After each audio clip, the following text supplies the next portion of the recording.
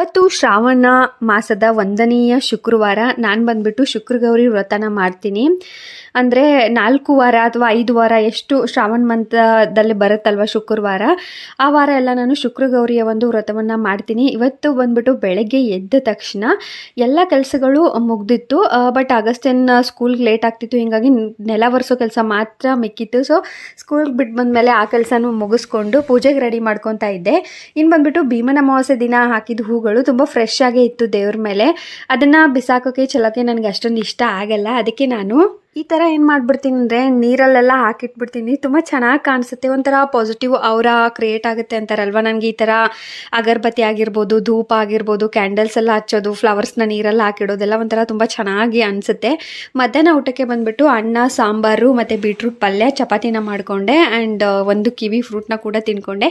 Evening ಬಂದು ಆರತಿ ಜೊತೆ ಒಂದು ವ್ಲಾಗ್ನ ಮುಗಿಸ್ತಾ ಇದ್ದೀನಿ. Thank you for watching.